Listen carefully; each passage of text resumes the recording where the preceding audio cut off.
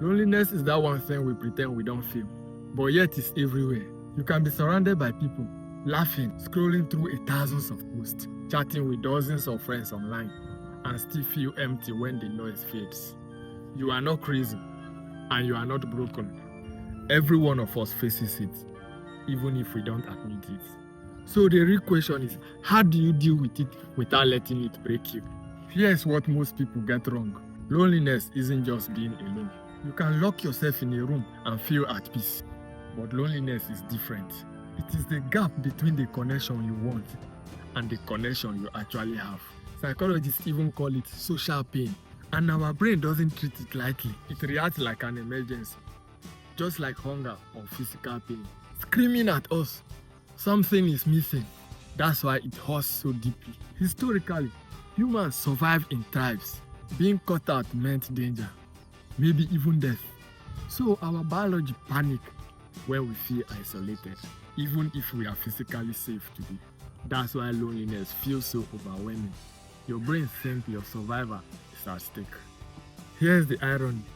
Never in human history have we been more connected and yet more disconnected. Social media, iMessage, non-stop notification, they all create proximity without intimacy. We see updates, selfies, achievements, but rarely share real conversations. Many of us live in crowded cities, but still don't even know our neighbor's name. This isn't just sad, this is dangerous. Loneliness has become a global epidemic, with studies linking it to depression, anxiety, weakened immunity, even heart diseases. It's not just emotional, it's physical, and it's real. Some of the greatest figures in history felt crushing loneliness. Abraham Lincoln. Yes, the leader who held America through Civil War, often wrote about his deep sadness and isolation. Mother Teresa, who spent her life serving others, admitted she felt empty inside for years, even while surrounded by people. Philosophers like Nietzsche and Kierkegaard wrote about the existential loneliness of simply being human. The point is, if you feel lonely, you are in good company. Even the strongest leaders, the brightest minds, and the most compassionate souls carried the same weight. Loneliness isn't a weakness. It's part of being a human. Here's where it gets tricky. Most of us run from loneliness.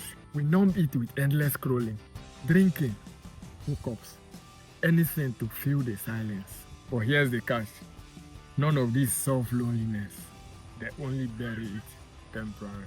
And when the noise finally stops, the emptiness comes back worse than before. The truth is, we can't escape loneliness with distractions. The good news is, loneliness can be managed, even transformed. Here are 4 of the most powerful ways. 1. Learn to be with yourself. First step, make peace with your own company. Write your thoughts, meditate, pray. Do the small thing you enjoy when no one is watching. If you can stand with yourself, loneliness loses its grip. 2. Reach out to others, even if it feels awkward. Call or text a friend you have been meaning to. Join a group of community, even if it's strange at first. Connection grows when you are real. Don't fake I am fine. Be honest. 3. Serve someone else. This one changes everything. Loneliness shrinks when you shift focus outwards. Volunteer, mentor, help your neighbor, check in on someone who's struggling. When you become the reason someone else feels less alone, your own silence loses its power. 4. Build consistent habit of connection. Schedule weekly calls with families. Plan regular hangouts. Join communities that meet consistently. Loneliness hates routine connection. Habits create roots, and roots fight loneliness. Here's the part most people miss. Loneliness can also be a gift. Yes, it hurts, but it also forces reflection. It makes you ask, who am I? What do I want in life? Who do I really want beside me? Some of the greatest arts, books, and inventions in history were born out of lonely seasons. Solitude can shape you if you don't run from it. Don't always see loneliness as punishment. Sometimes it's preparation. Listen, loneliness doesn't mean you are broken. It means you are alive. Every hero you admire has walked through it. The real test isn't avoiding loneliness, it's learning how to turn it into strength, depth, and deep connection. So the next time that deep silence comes, don't panic. Sit with it, learn from it, and when you are ready, reach out. Break the silence, not just for yourself, but for someone who is probably waiting for the same thing. If this message spoke to you, share it. Someone you know is probably fighting loneliness right now, hiding it behind a smile.